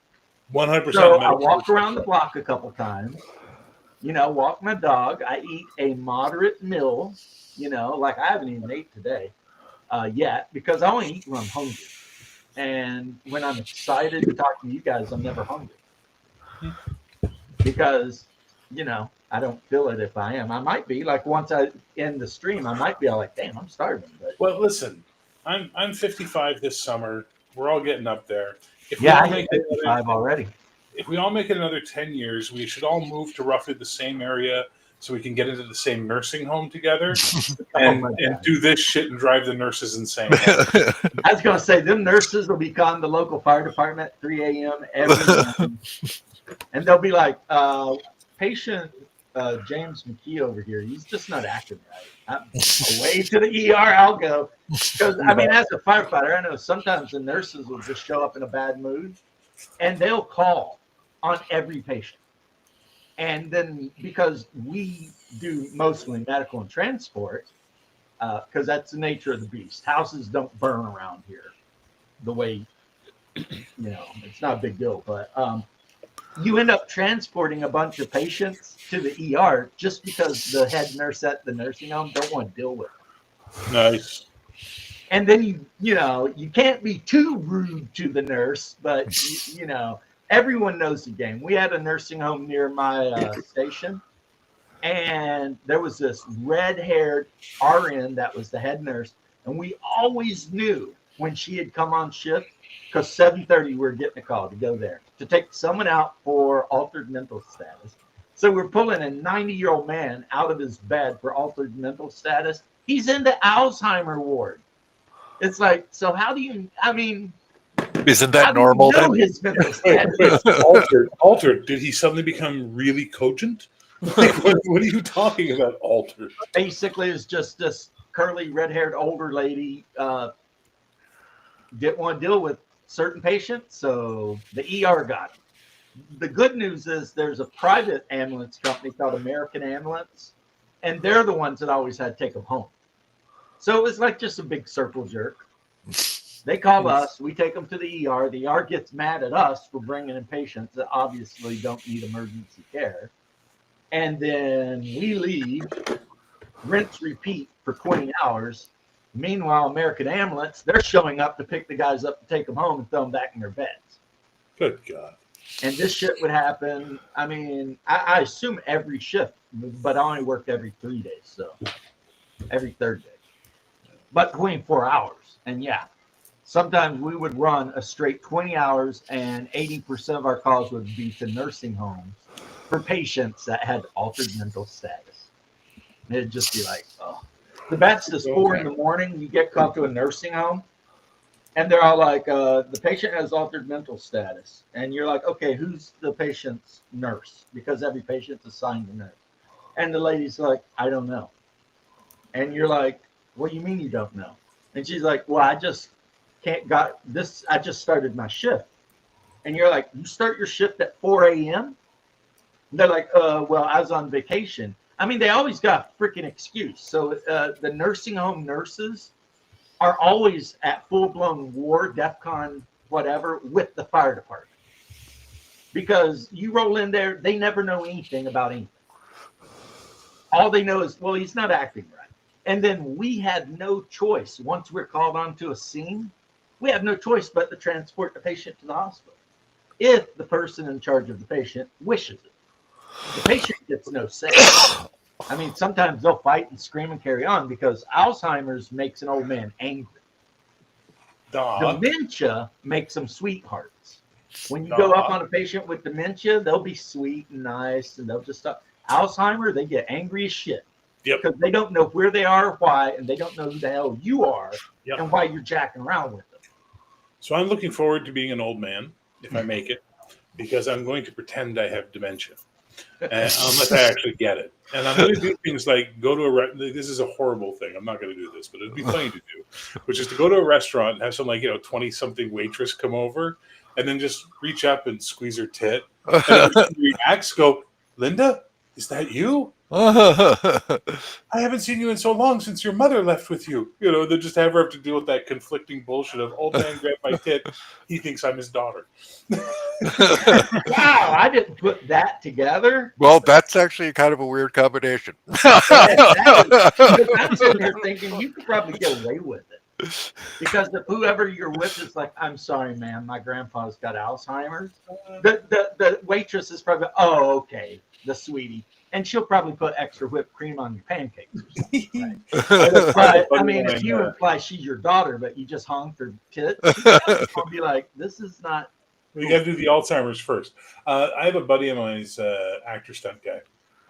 And good-looking guy. When he was young, he was like a really good-looking guy. And like every woman wanted to fuck him. We were at a party one time. And he's standing there, and this girl's talking to him, and she's just like, and she's nattering on about something.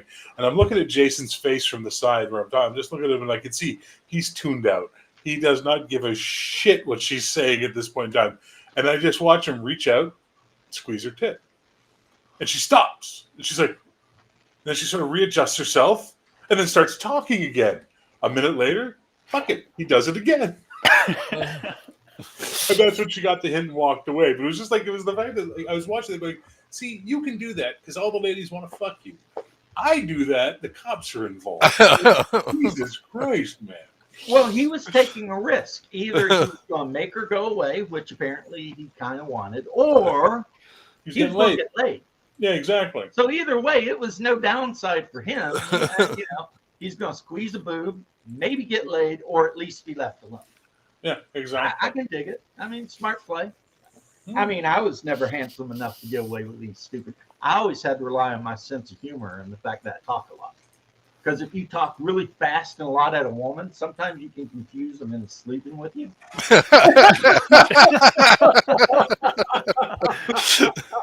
Like you just hit them with a bunch of stuff, and they're just like, I don't know what to do, but I think I'll sleep with this guy. You befuddle the shit out of them.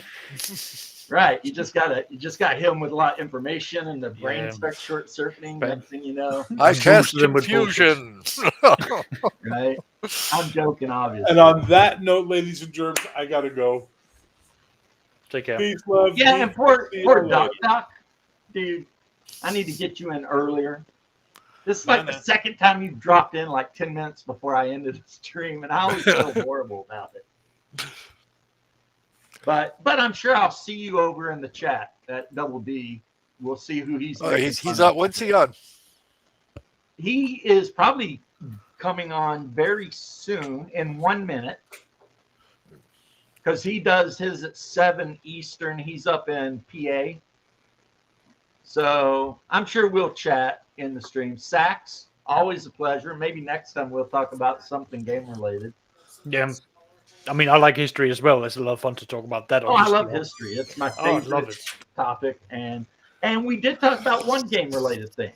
A skilled guy with a sling should do dice 16. No, I do. Yeah, definitely agree. Because, I mean, if you're slinging a half kilo stone and some of those slings are like 5 feet long, and they're whipping that shit, and they hit you full on in the chrome, you're probably going to be done. Yeah. Yeah, that's a weapon that That's was the always kneecap or grossly something. underestimated in games. Yeah. I mean, and I'm not even bringing up David killing the giant. I mean, just a lot of dudes in the Hellenistic era got whacked by. It's also one of the reasons why when I run games, I run it with the house rule that anyone can pick up a crossbow and use it because of how simple it is They maintaining did that in it. 3rd edition. Yeah, In I know 3rd they did that. edition, literally every class could use a light crossbow. Yeah. Yeah, and I always bring it up. So like a light crossbow is at least a D6 very minimum. I didn't like the D4. Yeah, you need And no then- skill with a crossbow. Point Yeah, you don't. and pull the little lever. Yeah, exactly. You And it's just easy point enough. it You and just have hit to the pull the lever. string. You just have to pull the string back. That's all it really takes. And then once that's done, it's like what? No, like a couple It's of not inches. like a longbow or something where those dudes would spend like their whole lives training Yeah, to do that thing. Yeah, I Yeah, know. crossbow. you That- just- they Well, were crossbow's muted. like a gun. Yeah. I mean, do you need skill to hit a moving target at range? Yes, but any idiot can pick a Glock up Yeah, and take someone out at short range. they- They've It literally does examined, not require anything. The remains of like English longbowmen and stuff. Their actual skeletons are deformed yes. from the Don't have- muscle because those development. they bows had. were like 100+ pound pull. Yeah. But That's like, it was a law that like I think it was like every Saturday or sorry, no, it says every Sunday, an hour, 2 hours after church, you had to spend basically doing nothing but practicing the longbow. Yep. And you would be starting at the age of like 8 with children's bows, and then you'd be making your way up as you got older. So when you were like 16, you would have a massive arm and your backs would be broad as all hell from pulling these things every week for 2 hours non-stop. It's crazy too that we always talk about the English longbow, but the Welsh were renowned for their longbow. Yeah, because that's where a lot of the really good bowmen came from. They were Welsh, but because it was run by the English princes and them going around doing their fuckery, that's where it all stuff came The from. Normans. Yeah, Hey, that's your people. Well, I Yeah. think they might have been Norwegian originally, right? I think they were originally Norwegian, but it's the whole thing of the French just went, listen, just take this land and just defend us against the others. Like, we'll pay you to do that. And I was like, all right, I suppose we'll do that. A couple generations later, they are the kings of France I and know. Sicily and part of Italy and all I of know. it. Yeah, but they just had, I don't know, like they were just really good at like the warfare that they focused on. They were just really good at that. Some people are. Yeah, But anyway, all of you guys, I will see you whenever I stream next. Yep. And I had a really great time talking to all of you. Yeah, thank you very much. Good seeing you, Take Jen. See And you before I guys go, later. Bruce, Take I'm care, gonna Doc. show you something. Ooh. Do you know what that is? No, I don't. Let me see if I can get the focus. Is that's not a drow, is it? That is a necromorph. Huh. You see how it's got the two big arms coming out shoulders with like bone spikes, and it's got two little arms. And it's wearing a Oh. hat, but its face is full of fangs and whatever. Where'd you get that from? I printed up like 30 of them, all Nice. different ones. Like I have the bigger one here too, the Bruiser, the Necromorph Bruiser. But from that freaking video game, what is it? Mass Effect? No, well, no, I think it's Dead Space. Dead Space. When they go to the ship and like everyone's dead and they've mutated. Like I've got leapers too. Where's a good leaper to show you before we go? Here's a good one. Yeah, I've got the leapers. Leapers are the ones that kind of lose their back legs, and they call them leapers because they're really good at crawling through vents and shit and leaping out and Grabbing you, yep. And these guys are crazy. If you look at his stomach has opened up to become like a mouth. Oh, that's The nice. ribs have actually poked out to become like teeth. Yeah, I mean, Dead Space had some really great body horror for like what you were encountering. Well, right now, out on the thing, I have a marker and some more leafers printing, but they won't Nice. be done for 5 hours. But you know the weird, like, marker from Dead Space with all the Yeah. rooms all over. Yeah, I'm printing one. Nice. Yeah, So I can't wait until my group agrees to play Traveler 2300 because I'm Nice. gonna throw Necromorphs at 'em. Yeah, They're gonna be yeah, like, do I that. didn't know we were playing Dead Space. I'm gonna be like, ha, ha, ha. Welcome to the frontier, bitches. My wife Right. made a character the other night. She grew up on a space station on one of the colonies, I think Tareen, Yeah. and she is American. Yep. So she speaks English, and she was an agent. So Hmm. she was a detective. But now she's 31 and she's out looking for adventure. I know my one guy, since in real life my brother was a Marine. He's going to be a Marine. Fair enough. You just know it. He's going to be like, I'm Yeah. an American Marine. Hoo-ah. And we'll see what everyone else wants to make. So, you know. Traveler 2300, that's my jam. I've always loved it. It's my favorite version of Traveler. I like the near future, near Earth aspect Yeah. of it. But as in my OSC game, I threw the kids from the Dungeons and Dragons cartoon, except all grown up because I have the adventures of them all as adults. Dungeon Master, and currently the group is in kind of a war with Kellic, Warduke, and all of those people. And some people might be like, well, that's weird that you're bringing in like shit from cartoons and shit. But I'm all like, as the DM, I will still whatever sounds like it might Oh, be God, interesting yeah. and fun. I mean, And I learned that I was players stealing. to run around this starship. Yep. Being chased by necromorphs sounds interesting and fun. I mean, I learned that one of the Breaks plot apart. hooks I had for my. I learned that one of the plot hooks I have for my Warhammer 40,000 game. Apparently, it's just one for aliens. I haven't watched Aliens, but I just like the concept of bugs getting inside of you, eating you from the inside, and then bursting out and creating a new, monster. Oh, nice! Oh, that's very So nice. that's the med deck. This is the fix yourself some dinner deck. Yeah, And they're all connected by these doors here that open up. nice. So that there's So they have to lift. climb up and down. Well, because in 2300, there's no artificial gravity. So Yeah. the only way to generate gravity in real space is to accelerate at 1g. And when you get to the halfway point, you've got to flip the ship and decelerate. And then that would give you the effect of the filling of gravity, even though, not necessarily.